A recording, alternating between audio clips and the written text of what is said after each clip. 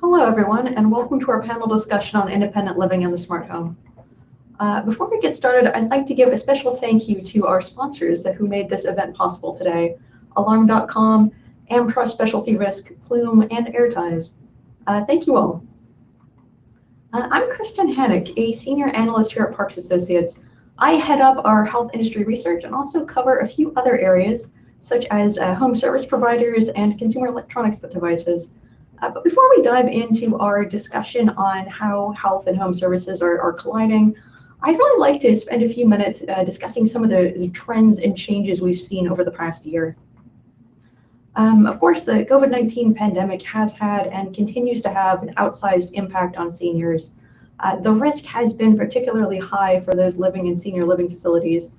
Data collected from the Centers for Medicare and Medicaid have since then indicated that this hasn't really gone down, with U.S. nursing home residents accounting for 41% of all U.S. COVID-19 deaths as of July. Shelter-in-place and social distancing measures aimed at protecting seniors were and are effective. However, these measures are also making social isolation and loneliness worse, and both of these have been well-known issues among the senior population for quite some time. The burden of COVID-19, however, isn't just falling on seniors, but also family members who help provide care and support for their loved ones. Beginning in 2020 and continuing into 2021, these family caregivers face the challenge and continue to face the challenge of figuring out how to care for their loved ones without potentially exposing them to the virus. On the part of seniors and families, this disease has really been the driving force for adopting new connected solutions and technologies. We saw record use of many types of technology among seniors these past 12 months. Of particular interest is telehealth service usage. As per Parks Associates consumer surveys, use of telehealth visit services more than quadrupled among those aged 65 plus compared to 2019. This was largely driven by changes in Medicare reimbursement and the rollout of remote visit functionality by seniors' existing physicians. We also saw increased use of new technologies for communication. Nearly a third of seniors turned to video chat and video conferencing tools, with over half saying that they used these services for the first time this past year. This allowed seniors to see their family and friends, even if they may not have been able to visit in person. We've seen grocery store pickup and delivery services also very rapidly expand. Many people didn't and still don't want to shop in person. This held true for seniors as well, with around 1 in 5 of those aged 65 plus using a grocery store pickup or delivery service, and almost 2/3 of those using these services using them for the first time this year. So certainly we've seen some changes in really everyone's technology habits, but particularly seniors, with many turning to new solutions out of necessity. What made a lot of these changes possible, and what I believe people oftentimes miss, is that today's seniors are much more technologically adept than were seniors 10, 20 years ago. In just the past 5 years, we've seen pretty notable increases in smartphone adoption, as well as smart home adoption. Of course, I should state that the numbers shown here are based upon Parks Associates surveys of 10,000 US broadband households, so they are reflective of seniors with internet access. That number has also increased relative to where it was 5 years ago. Speaking in terms of smartphone adoption, among US broadband households, over 3 out of 4 of those aged 65 and older now own and personally use a smartphone. Almost 2/3 of those aged 80 and older report owning and using smartphones. This is up from just 21% back in 2015. So smartphone ownership among this age group has tripled in just 5 years, and apps can now be expected to reach a decent percent of the senior population. Increases in smart home ownership are likewise promising. Almost a quarter of those aged 65 to 74 now own smart home products, indicating that demand for home automation solutions with independent living support is likely to rise in the coming years. To discuss these trends and their implications, as well as some of the interesting things we're seeing in the industry overall, we have a very great lineup of panelists for you today. First off, it is my pleasure to introduce Andy Droney, who is the Senior Director of ADT, Health and Innovation Programs. Andy, can you take maybe the next few minutes to tell us a little bit about yourself and what you do at ADT? Sure, thanks for having me. I'm really excited to be here. I'm the Senior Director for ADT Health, and we offer a full suite of personal emergency response services. systems geared towards the senior population.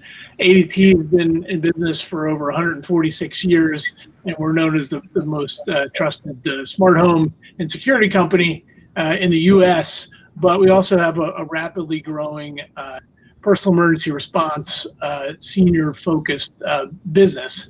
And what I like to tell people is ADT is an expert in monitoring and response on the security side, and that doesn't change for what we do for our seniors and our PERS services. We have a specially trained group of response and monitoring agents who handle calls from seniors. They're trained in senior sensitivity issues, and they do a fantastic job of caring for our customers. And looking to continue to grow our product lineup and our services to help the seniors, particularly in light of what they've experienced in the COVID pandemic. We feel like there's a lot of great opportunities to continue to grow the business. So, thank you. Very good. Thank you, Andy. And then next, Sarah Jones, VP of Commercial Product at Best Buy Health specifically. Sarah, can you tell us a little bit about yourself and what you do? Of course, you've been to many of these events, so you have practice. Yeah. Hi, Kristen. Thanks for having me again. It's always fun to be here. I'm Sarah Jones. I have been in the senior health technology industry for almost a decade through a few different acquisitions, and now I'm at Best Buy Health. If you are not familiar with Best Buy Health, Best Buy Health serves over 1 million seniors today through a variety of different products and services that help seniors age safely and independently and in their own homes. So we have a large brand, our Lively brand, which is a direct-to-consumer brand and has medical alert and senior designed cell phones. We have a business-to-business channel, which works with Medicare plans, Medicaid plans, providers, senior living companies to bring technology into the programs and help that they're operating and help them achieve the goals around connection, safety, security, and health at the end of the day. And then, of course, Best Buy as a national retailer has a huge portfolio of health and wellness products as well that we see organically are being used by seniors and their families as they help them age in place. Thank you, Sarah. And then next, Rich Haselden, GM and Senior VP of Essence USA. Rich, can you tell us a little bit about yourself and about Essence? Absolutely. Thank you very much for including us, Kristen. My name is Rich Haselden. I've been in the senior healthcare space for more than 15 years. I started out as a solution provider, basically a service provider, providing actual products to end users, like some of the folks that are actually on this particular panel, and then moved over to the manufacturer side. So we're in a B2B business process now, and we provide, we're one of the very first providers of the LTE equipment for in-home cellular use here in the States. And I'm very excited to announce that just earlier this week, we provided some notification that we have a basis for a 5G in-home product, which is going to allow us to be able to have a much stronger telehealth and telemedicine presence in the particular space. Which is obviously moving towards the needs that are taking place that we're all seeing as a result of COVID and the growth and seniors' needs as we see them at this moment in time. Obviously, we're very excited to be here. We've been a leader in this particular space for many years. Essence is a 25-year-old business based primarily in Herzliya, Israel, but we've been here in the States for more than 10 years. Thanks again for having us. Very glad to have you, Rich, and I'm very much looking forward to hearing more about the 5G product and some of what Essence is up to in telehealth. Next, we have Rob Schneider, who is the Senior Vice President of Commercial Operations at Omron Healthcare. Rob, I'm very eager to hear a little bit more about yourself and what Omron's been up to. Well, hi, everybody. Thank you, Kristen, for having us. I really look forward to this panel.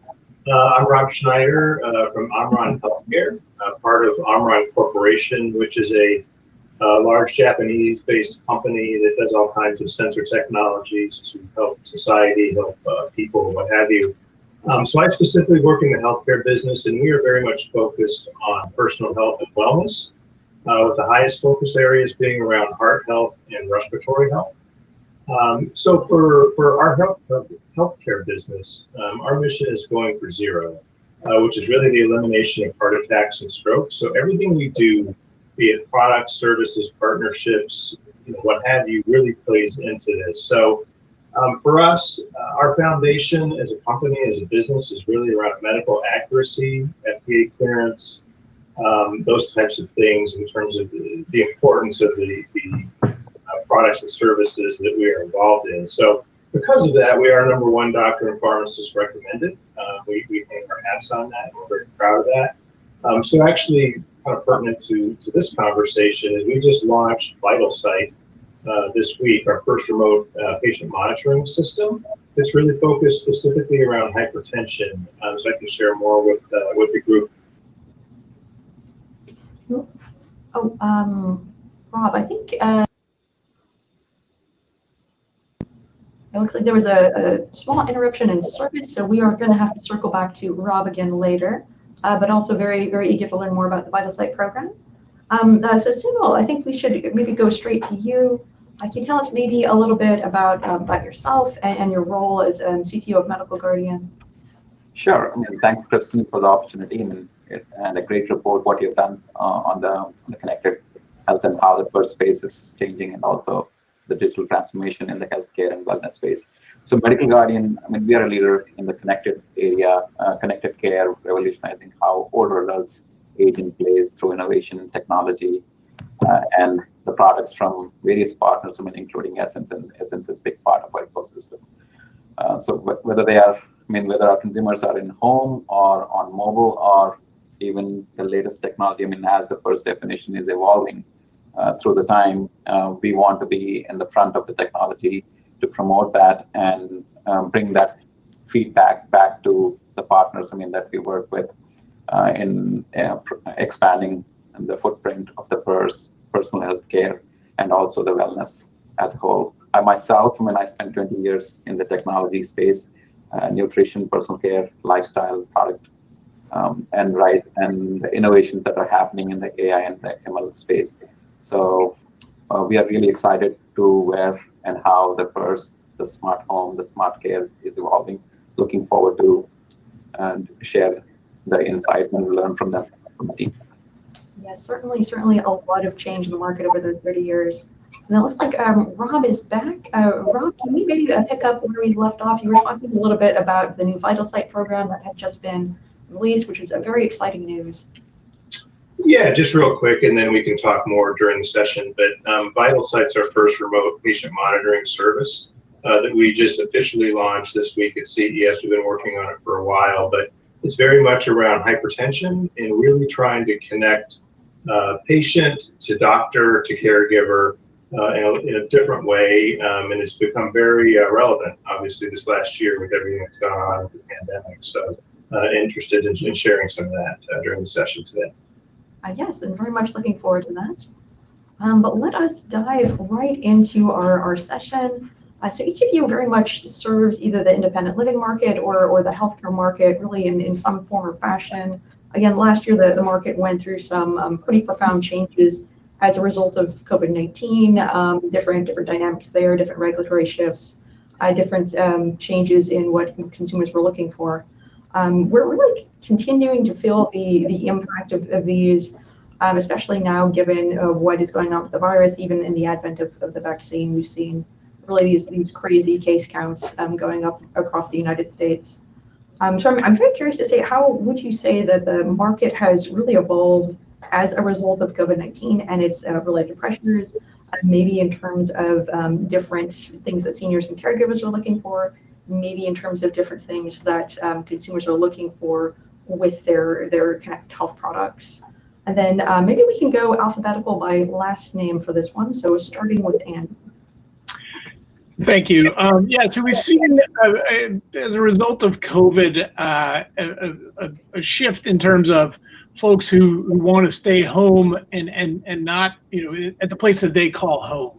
And early on, we saw a bit of softness in our government business as caseworkers for say Medicaid clients weren't able to go out and visit folks. But that was kind of offset by the need for seniors and caregivers wanting to keep their loved ones at home and not move them into, say, an assisted living facility because of concerns with that. In addition to that, one of the areas that we've really seen kind of explode on our scene has been the need to stave off social isolation, where seniors may be staying at home and may be protected by a device, if you will, a PERS device.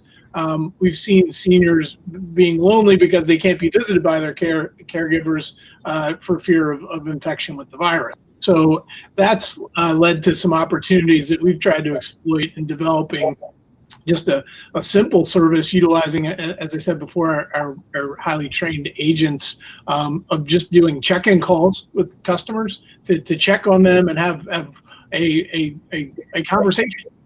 Develop a little bit of a relationship, understand what their concerns are, and just have a conversation to keep them from feeling lonely or isolated.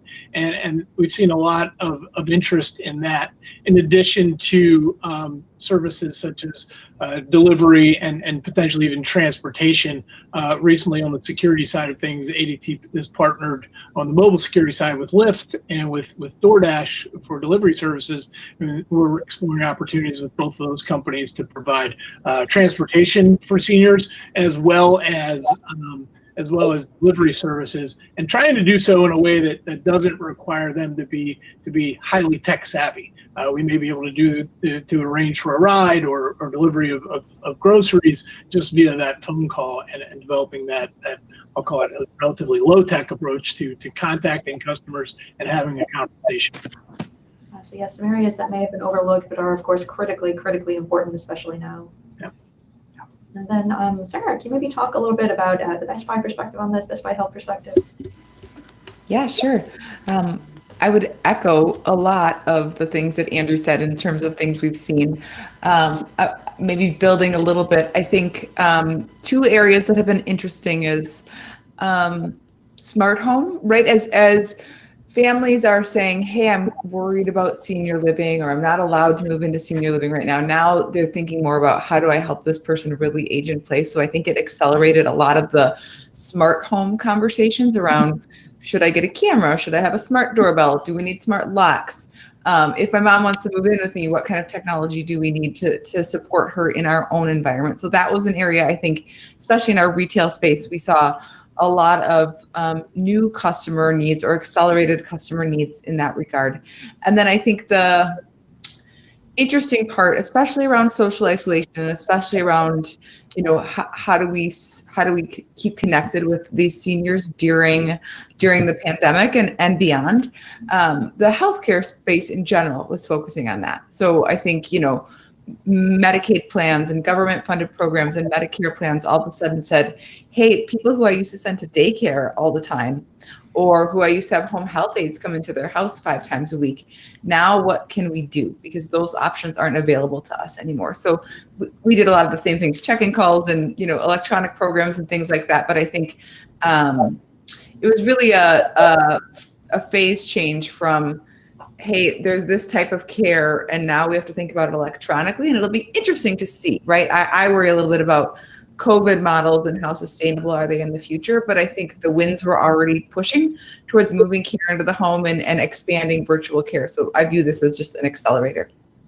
Yeah, so we've seen that, I think, in the telehealth space as well. A lot of these are technologies that have been around for many years, and certainly there has been a very strong, powerful use case, but COVID-19 really lit a fire under everyone and encouraged them to make some developments that might not have happened within a 5 to 10 year time span. So Rich, I'm interested also in hearing the Essence perspective on this as well. We have an interesting perspective because we're working in many different markets around the world. I think it's pretty clear to say that it's accelerated technology adoption across the board at such a much more rapid rate than obviously would have taken place. One of the things that we've always tried to do here at Essence is to be able to provide a product that actually allowed it to be put into more homes. So one of the traditional products that has always been sold has been an in-home medical alert device. But because it actually had a pendant and it wasn't necessarily worn, it wasn't necessarily easily adopted. And so as a result of that, over the last few years, we've come up with both voice activation and passive fall detection. As we continue to move forward, as I talked about briefly in my introduction, we now have a 5G, what we're truly calling a gateway, that's going to allow different technologies to be rolled into the home in a very similar manner. And those include, I would call it advanced activity monitoring, where someone actually is able to kind of really check in on their parents, loved one, to see exactly how they're doing, as well as the different stages of telehealth and telemedicine. But I mean, in general, we see across the world, the adoption of technology has only continued to increase. And many of the folks on the panel obviously are doing one of the big things, which is talking about social isolation, because that's something that technologically we can provide the opportunity to be in the person's home and provide safety. And we're continuing to move forward to be able to have isolation be something that we can also address. It's very, very important. And of course, there are quite a few advantages with having that kind of wireless cellular solution as well. There are much fewer things that can go wrong if you're using that as your primary connection method. Much easier for a customer to set up as well.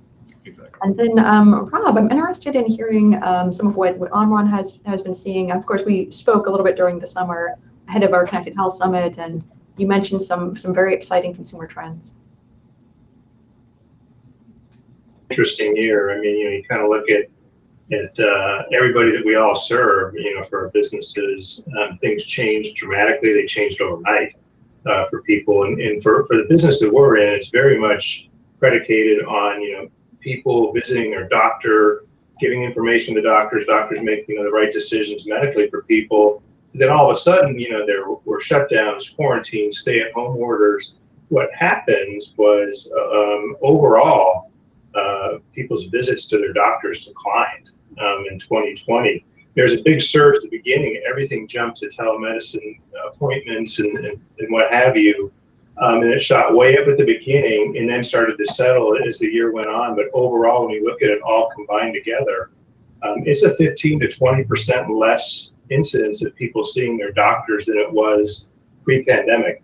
Now, the challenge for us is that chronic conditions don't change. They're still there. And, for the business that we're in hypertension, there's 116 million people in the US that have hypertension. Probably 37 million, I believe it is, have stage 2 hypertension that is not controlled. So that's a big concern. That's exactly why monitoring is so important. So for us, we've really increased a lot of our outreach type of things. That's why we launched VitalSight. We were working on it anyway, but it really just kind of lends itself to this type of environment where you still need to monitor the same conditions, just in a different way than what they've traditionally been done. So I think it's opened the door up. A lot of us have been around telehealth models for years and years, and I think now the value has been seen in 2020 as to what these can do for the long haul. But there are some things that will need to be revised as we go down that road as well. Yes, there are certainly a great many questions that do need to still be answered in terms of what the reimbursement models are going to look like, in terms of just even physician willingness to continue using these tools in the long run. So I think the demand from patients has always been there, but it's really been about the business models and about the physicians. Absolutely. And then Sunil, can you maybe talk a little bit about Medical Guardian and what you've seen? Yeah, I mean, for us, COVID-19, 2019 in general was a very transformative year, because we see that in the purse industry from 1970s, yes, it has existed. The cycles of innovation were slow. We knew, there is a demand, there's a need, but just the adoption was at a pace, that you would think, why the new technologies are not taking the space, that they should. But COVID-19 was the trigger, or you can say the tipping point, which gave us, even the ones that could have been seen earlier as an nuisance, or even, not something that I need, versus when we hear from our customer base, our caregivers especially, who were not only have, the decision makers, but became the brand ambassadors in pushing the purse agenda, why their loved ones need that product or need that service. So for us, as simple as early on, not many people would have liked to get the instant triggers or notifications on their phones, how their grandma is doing. But this year, we have seen even those have gone up. I mean, it's not a spam anymore. It's something that they want to check up on their grandmom and how she's doing, and have those conversations. Just as Rich mentioned, the telecare, the virtual presence is really becoming pretty ubiquitous, and we are seeing out and straight this year. Yes, certainly we are all relying much more on virtual tools to keep ourselves connected than we have in the past. We're all doing this conference remotely, and I'm sure we've have just gone through great many Zoom meetings this year as well. Exactly. Okay, cool. Well, so I'd like to go maybe into a little bit more detail as to really what your businesses have changed maybe in the past 6 months or the past year to adapt to some of these new market conditions. So you've each discussed some of what you've done in terms of new features or services. But also, I'm interested in learning about how maybe the marketing and messaging has changed, how the channels have changed, maybe what new partnerships you've embraced or are on the horizon, such as partnerships with care providers or tech companies or even insurers. So Andy, can you maybe start us off again? Sure. So thanks. So ADT has worked on a number of partnerships in 2020 to try and expand our footprint. Most notably, we partnered with a company called Nations Benefits, who's a leading Medicare Advantage supplemental benefits provider, and they're now offering ADT health services, our PERS service, as well as our check-in call as supplemental benefits to a number of plans for the 2021 year. We're very excited about what that has in store for future years, as well as hopefully the adoption into the traditional Medicare space, where we can offer those services. And as I had mentioned before, partnerships with companies such as Lyft and DoorDash are really exciting opportunities for us, as well as we've recently expanded our partnership with USAA. We've had a long-term partnership with them on the security side and haven't done as much with them on the health side, but they're looking to grow out their health and wellness part of their business as a referral partner. ADT is working closely with USAA to provide services to their members, particularly around the PERS service, and then even the check-in call. You think about their customers or their members are typically a lot of military folks. So if your mom or dad is at home alone and you're being deployed to somewhere far away, those services like PERS and check-in call provide a great service and provide not only a service to the senior, but also peace of mind to that loved one who may be deployed. So we've seen a lot of those partnerships, and then ADT recently announced a long-term partnership with Google that I think we'll talk about a little bit later in the session today that we're very excited about, around tapping into their AI video analytics and their Nest suite of products to offer helpful home type solutions to folks of all age ranges, particularly on our end, that senior community who can utilize devices in the house to make their home more helpful, and then also make the relationship easier for the caregiver to check in on the loved ones. So. Very neat. So certainly that crossover between independent living and smart home as well. Absolutely. And then, Rob, can you maybe go into a little bit more detail as to what Omron has been seeing in terms of its change in partnerships? So you mentioned the new Vital Site program, which is very exciting. But have you seen kind of changes in terms of what your partners are really interested in? Yeah, I can comment on a couple different things. From a Vital Site perspective, we've worked with Mount Sinai in New York, Northwestern here in the Chicago area to really get that service up and running during 2020. And as of now, I think we've got about 1,000 patients up on it. And it's a unique system, a very simple system for hypertension management, which during the times of COVID is very, very important in terms of an underlying condition. So it really seamlessly transfers data from being taken in the home, your blood pressure readings, get to your doctor. It can integrate straight into the electronic medical record if you so desire. We also have a separate doctor dashboard. So basically from the doctor, you can see here's all my patients, and here's who's kind of staying inbounds, and here's who's getting out of bounds, and then it alerts you to take action based on it. So that's really, what we've spent a lot of this year working on, really getting launched. And I think outside of that, our audience who we serve spend a lot more time online than they have in years past. So we just shifted a lot of our efforts much more digital in nature to get information out, particularly with COVID. We've got a whole COVID and related to hypertension section on our website that people can go understand more about it. Just because monitoring has become more and more important with COVID on us now, in terms of people really need to understand about underlying conditions and those types of things differently than what they have in the past. So it's all really, those things along with the public education that we do and that's really what our Going for Zero mission is all about, is just to get the word out about the importance of monitoring your blood pressure so you really understand where you stand from a health perspective, as does your doctor and your caregivers. And it's just become that much more important during 2020 with COVID. Okay. And then, Sunil, what has Medical Guardian kind of changed in terms of its marketing or the partnerships? So on the marketing side, I mean, we have been doing the same work that we have been doing. And so Medical Guardian positions itself at the perfect crossroads or a crossover between what the product side, what Essence, I mean, those companies work and get us the product and product and services work. And on the dispatch side, we work with the institutions, I mean, where the end triage happens. So being that the glue, I mean, our focus in 2019 was, I mean, the way I saw it from the technology vantage point was data.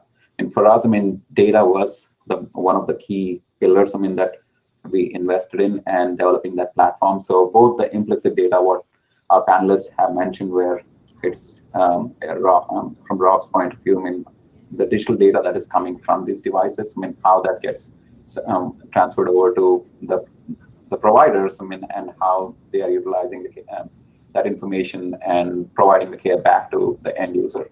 So our focus mainly depended on building these platforms around collection of the data, analysis of the data, and also, I mean, enhancing the services, I mean, that lie underneath it. So whether the service be concierge, I mean, with DoorDash or with Lyft in terms of travel. I know, even though, I mean, like, we haven't pursued much with Lyft this year because no one is going anywhere. But the less of that, I mean, all the virtual visits, the scheduling, I mean, and the care calls, the check-ins, these are partnerships, I mean, that really have fortified this past year. Certainly some very important partnerships there. Something that we've touched on that I would also like to circle back on it and look at it in a little more detail is that crossover between smart home and independent living. So one of the things that I just mentioned in my presentation earlier was that smart home device adoption is growing fairly rapidly among seniors.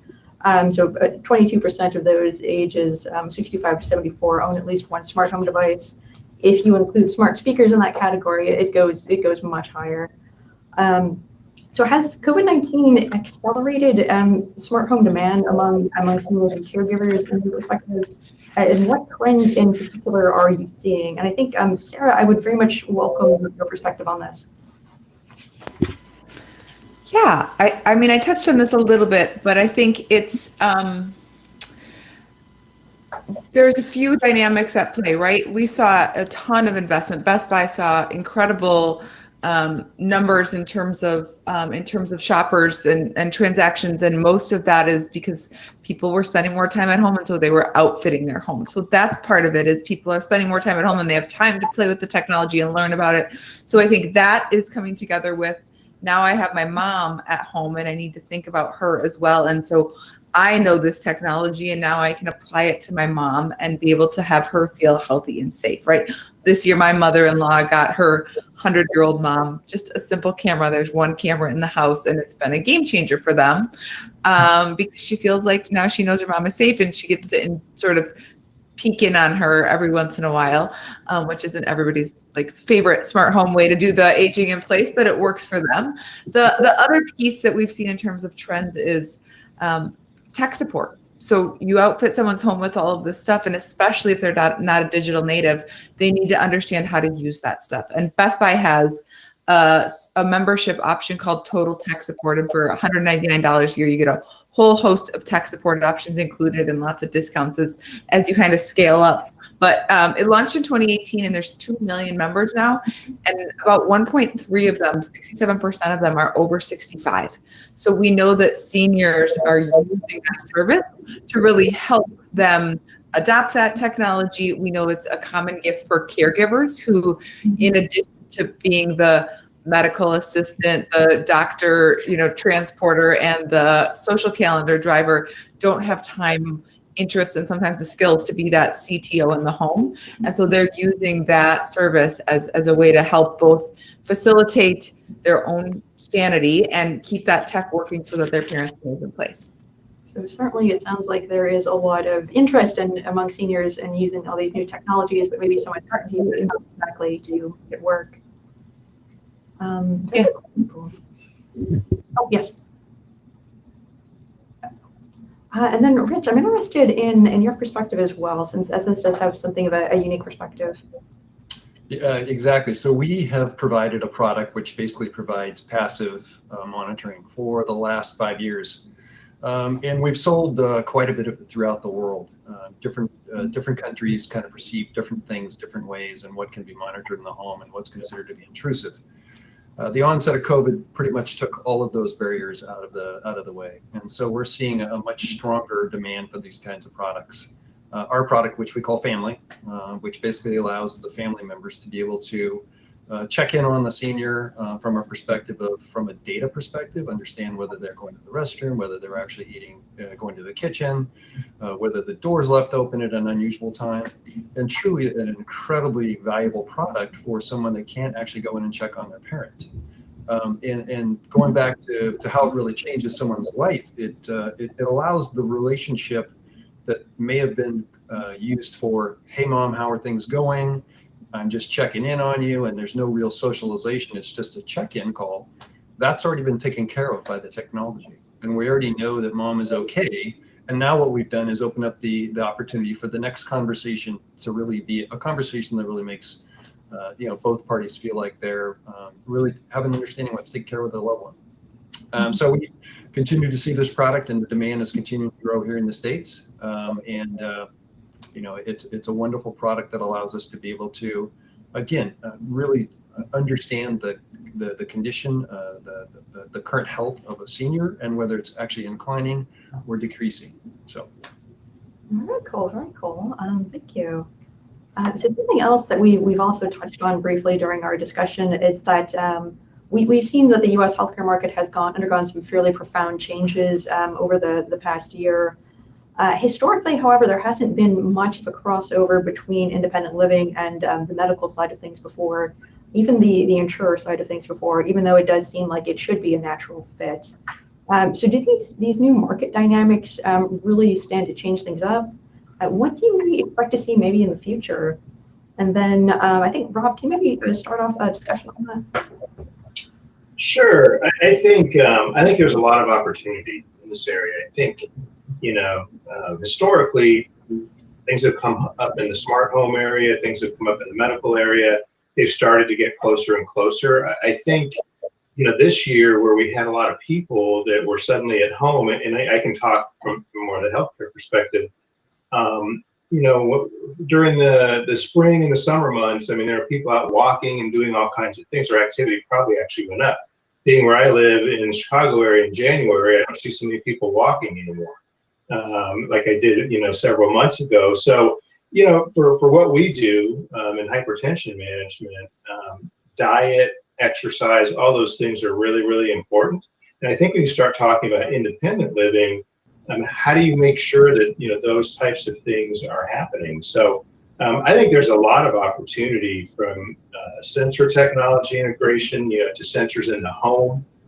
Fall detection, obviously, all the ones we know about are there, but I think there's additional opportunity to really start to bridge movement within the house, activity levels within the house, even things like the temperature of the house, the air quality in the house, those types of things I think can really start to marry up with healthcare data to get to the right people. In our case, it would be more the physician or somebody in a caregiving role, but those can make a difference in terms of what people's hypertension rates are and those types of things. So that's where, we're more from the, here's the output that comes from it, here's your health conditions, but there's a lot of things that lead into that. And that's, I think, the opportunity to really bring that data together, but in some kind of a meaningful way, where insights and changes can be made from it.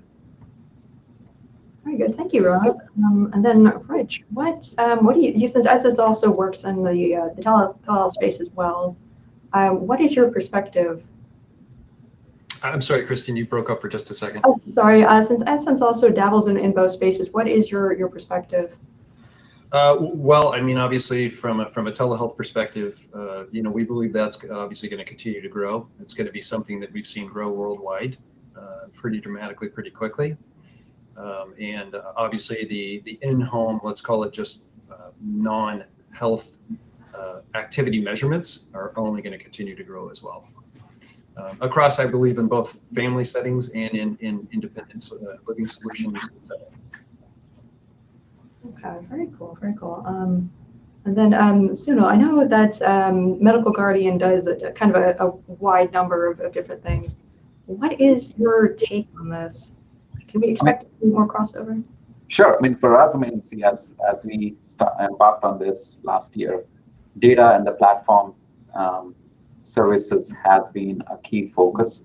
And around that, just as the panelists mentioned, there is so much that is happening in the sensor space. There's so much that's happening in the smart home space, and also, both on the wearables and, as Rich mentioned, on the contactless space, the contactless technology. So we are actually working with Essence with their radar technology. We are actually one of the first ones to bring the Family Guardian product, which is a full home care product. So that's been our focus, and that's been our expansive focus too. So it's not just the emergency notifications and emergency use cases, but the use cases beyond activity monitoring, such as medication adherence. How is a senior adoption and compliance with their medications? Because most of the seniors are on one or more medications, and how do we help make sure that that's in compliance? Because if the care is preventive, then the triage becomes a not necessary situation, or it does not lead to an emergency. So the crossover is what used to be emergency as services are now becoming non-emergency and essential health services, and that's been the transformation that Medical Guardian is moving towards. With the health partners that are helping us.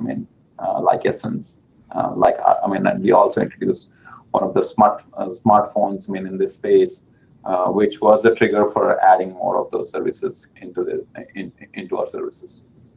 Very cool, very cool. We don't have a ton of time left, so I would like to pivot to Andy for the last question.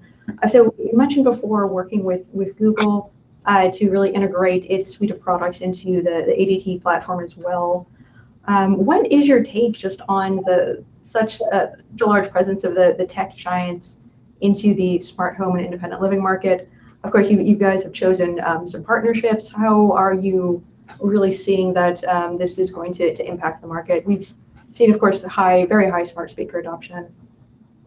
I think that building on the last question and talking about the data and the amount of data that different home automation or smart home devices can gather, and what you can do with all that data is going to really drive a lot of benefit for insurance providers to want to pay for these types of services. Once you can take all that data, make sense of it, understand what's going on in the house, and ultimately impact outcomes and impact the cost of care for those insurance companies, then I think that's where you're going to see that tipping point in terms of those insurance providers wanting to pay for those types of services. That say, if I can catch something early on by using all the data that I can gather in a home and make sense of it, and use AI to do that, I think that's really going to drive that adoption and those payers to say, hey, this makes sense for us. This is going to end up improving outcomes, reducing costs for us in the long term. And I think that's really where you see the tech giants coming in and being able to utilize the AI and the video analytics and those types of things, and be able to pull those together and say, hey, what exactly is going on here, so that I can then make adjustments before something becomes critical, and before someone falls or has a stroke or has a heart attack, I know something's happening well before that because X, Y, and Z changed, and all the data in the home with the devices that may have been, say, a security device or a home automation device are repurposed or used in a different fashion. So a motion detector may be a great intrusion detector from the security side, but it's also something that can tell me how frequently I'm moving around or where I'm moving around my house, what activity levels and all those types of things are. And just being able to pull all that together, make sense of it, and give some insights as to what's going on or what may need to happen to care for that senior is where I see that tipping point happening. And I don't think it's very far off. And I think COVID has increased the chances of that happening sooner rather than later. Yeah, so certainly some advantages in tapping into these large standardized platforms with all the devices. I'd say the other thing, if I can finish up real quick, the other thing I think that's important is the interface. What's the interface that these seniors want to utilize, and how easy is it for them? Voice seems to be one that's pretty intuitive. Whether you have eyesight issues or whatnot, dexterity issues, you can still use your voice. That seems to be one of those killer apps. That interface is going to be a key to senior adoption and ease of use, if you will, so that they don't say, hey, this thing's frustrating, I'm going to get rid of it, right? Mm-hmm. Yeah, I would agree with that. Simplicity is key in terms of setup, in terms of use. And then the other thing is we talk about data specifically, start getting into health data, just security of data. I mean, everybody's really, really concerned about it these days. And you have to make sure people feel comfortable with all those things to really get adoption. Yep. True. So I think we have, we're a little bit over on time, but I'd like to make sure we tackle at least one question from the audience. And maybe the audience members can catch up with us a little bit later and track us down and to see what we can provide them.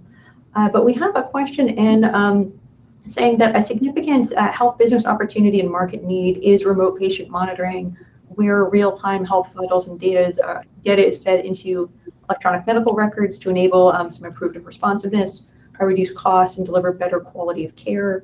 Asking what are your plans to deliver these types of solutions. Of course, that's something that Omron is doing right now with VitalSight. It sounded like a few of you are also kind of looking at that area as well. Kristen, we basically announced earlier in the week that part of the 5G gateway that we're going to have is going to be HIPAA compliance and be able to achieve the goals that you just spoke about. So we see that as the next turning point for us, and the ability to deliver that fairly quickly is something that we're focused on for the rest of 2020. A very, very timely introduction of a solution, I think. Yeah, I can just tell you from the VitalSight perspective, we've seen a tremendous amount of interest to the point where we pretty much have to stage how we're moving forward, just because the interest was so high, so fast with COVID-19. And it goes well beyond just hypertension. That's what we're involved in. It can go well beyond that into many other disease states as well. And just general health in general. I mean, for us, we collect billions of data points. The platform focus, the security, the redundancy, especially in the COVID-19 world. We were tested in all that fronts in 1 year. That we would occasionally do it once every 2 years. We were put on test, and whether it's HIPAA or high levels of security, even including increasing our cyber insurance, these are all parts of conversations that we are having and making sure that, especially when we are curating patients' data, it's protected and curated right. Mm-hmm. It'll be a key part of our strategy moving forward, Kristen. It's really, as was mentioned, been a huge driver from the provider space this year. And Best Buy has some unique assets to be able to both create really good patient experiences and provider experiences, and then do all the logistics and supply chains and services around it. So it's an area that we're really focusing on. So certainly sounds like an enormous opportunity there as well. But yes, thank you all so very much for joining us here for this great panel. I think it was a wonderful discussion. I'm very happy that everyone was able to attend. But up next, we have, starting at 3:45 Central Time, our next panel on privacy and security, protecting consumers. And then finally, I'm going to be closing out the day with our panel at 4:45 Central Time on building a new bundle of home services. But before we move to our break, I'd like to give another special thanks to our sponsors, Alarm.com, Specialty Risk, AmTrust Specialty Risk, Plume, and Airties, and also our supporters and our wonderful speakers again for really making this event possible. Thank you all so much for joining us. So as Jennifer mentioned a little bit earlier, we are going to be moving to something of a new conference format throughout 2021, where we're going to be breaking our historically individual conferences into tracks that are going to be running throughout the year. So I certainly hope that you will be joining us later to keep abreast of some of the developments that are going to be going on in these spaces. Again, thank you all, and hopefully I will see you again shortly. We see Wi-Fi as a powerful vehicle to deliver exceptional digital life experiences. A technology the human eye cannot see is powered by hundreds of engineers and countless hours of research to deliver the quality of experience customers want. We have perfected and applied this human intelligence around the world for more than 15 years. Through exploration of fields of science, a material we forge and simplify to enable innovation. Every day, we connect technology and human intelligence, empowering service providers to enable the most amazing digital experiences for their customers around the globe, for education, work, or entertainment. We are Wi-Fi Intelligence. We are Airties.